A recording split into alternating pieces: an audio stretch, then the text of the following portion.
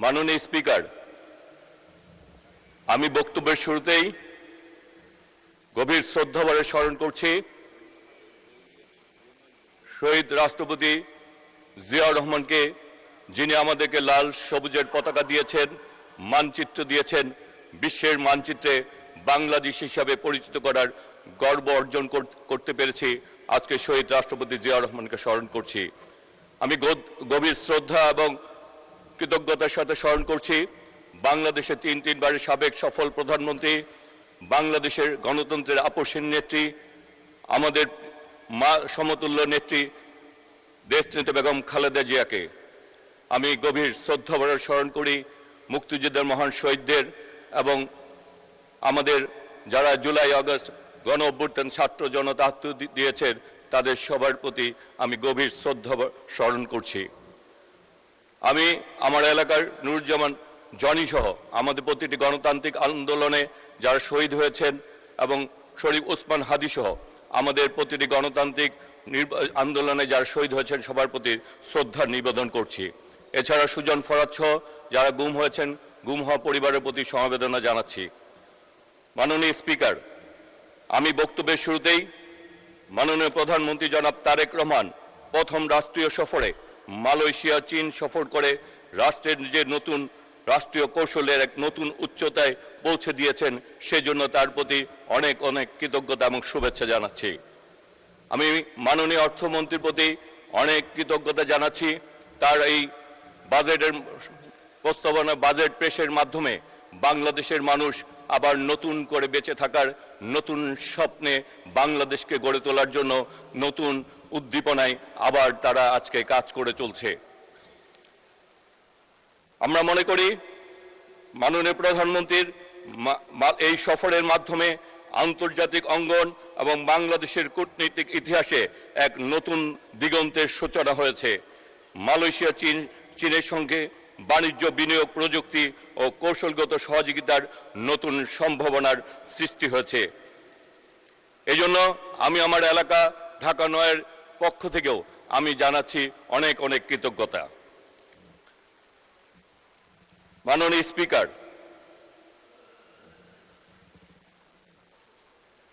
আজকের আমাদের এই বাজেট ৯,৩৮,০০০ কোটি টাকার বাজেট। এই বাজেটের মধ্যে আমি যেহেতু আজকে এখানে আমাদের মাননীয় প্রধানমন্ত্রী রয়েছেন, তার উদ্দেশ্যে বলতে চাই, আপনি আমাদেরকে দায়িত্ব দিয়েছিলেন আমরা যাতে জনগণের পাশে থেকে জনগণের জন্য কাজ করে আগামীর বাংলাদেশকে গড়ে তুলি। ঢাকা ৯-এর মানুষ আজকে আপনার সেই কথা রক্ষা করার জন্য আমরা সকলে মিলে কাজ করছি। আজকে আমরা ঢাকা ৯-এর প্রতিটি আনাচে কানাচে আমরা উন্নয়নের জন্য আজকে মানুষের পাশে থেকে এলাকার উন্নয়নের জন্য কাজ করে চলেছি।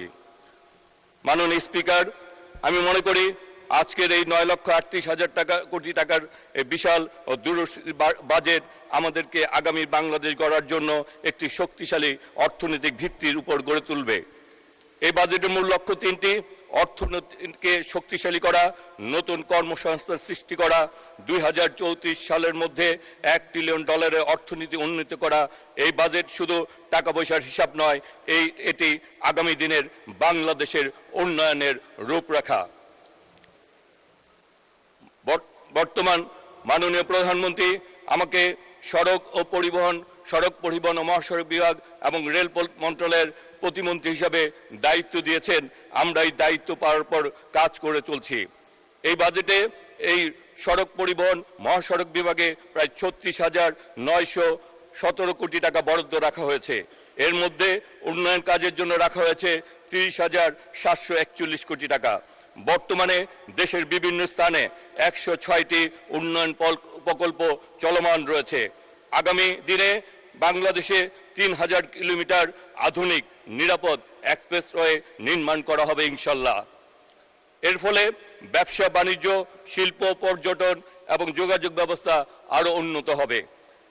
আজকে রাজধানীর যানজট কমানোর জন্য আমরা এই ঢাকা শহরে যে বাস টার্মিনালগুলি রয়েছে এগুলিকে সিটি সার্ভিসের আওতায় এনে আন্তর্জেলা বাস টার্মিনালগুলিকে ঢাকার আশেপাশে স্থাপন করার জন্য মাননীয় প্রধানমন্ত্রী আমাদেরকে নির্দেশনা দিয়েছেন।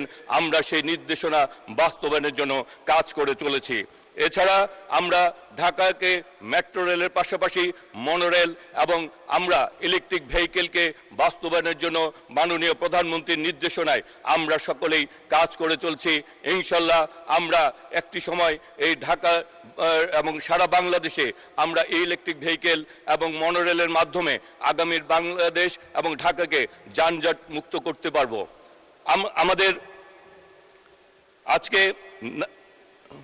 আমাদের আগামী দিনে আমাদের 5 লাখ চালক তৈরি করার পরিকল্পনা রয়েছে, সেই জন্য আমরা কাজ করে চলছি। আমরা রেলপথের দায়িত্ব রয়েছে, রেলপথে প্রায় 9,941 কোটি টাকা বরাদ্দ রাখা হয়েছে। সেখানেও আমরা দেখছি আমরা ইতিমধ্যে ঢাকা কুমিল্লা কর্ড লাইন নির্মাণের কাজ আমরা এই ফিজিবিলিটি স্টাডি কাজ চলছে, আমরা সেদিকেও এগিয়ে চলছি।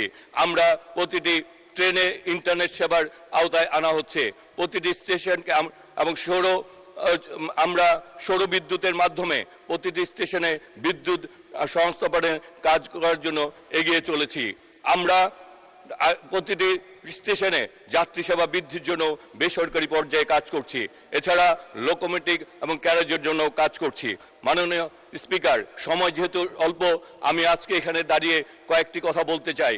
আমরা রাজনীতি করে এদেশের জন্য, এদেশের মানুষের জন্য আমার নেতা শহীদ রাষ্ট্রপতি জিয়া রহমান যুদ্ধ করে যেমনি পতাকা দিয়েছেন, সেদিন যদি জনগণ ভুল করত, তা সেদিন যদি আজকে যারা বিরোধিতা করেন তাদের কথা শুনতো, তাহলে আমরাই বাংলাদেশ পেতাম না, হয়তোবা আমাদেরকে পরাধীন থাকতে হতো, আমরা এই বাংলাদেশের অস্তিত্বই হয়তোবা থাকতো না। সুতরাং আমরা মনে করি বিএনপি যখন যে সিদ্ধান্ত নেয়, তার নেতা যখন যে সিদ্ধান্ত নেয়, সেই সিদ্ধান্তই দেশের জন্য, দেশের মানুষের জন্য বাস্তবে একটি সিদ্ধান্ত।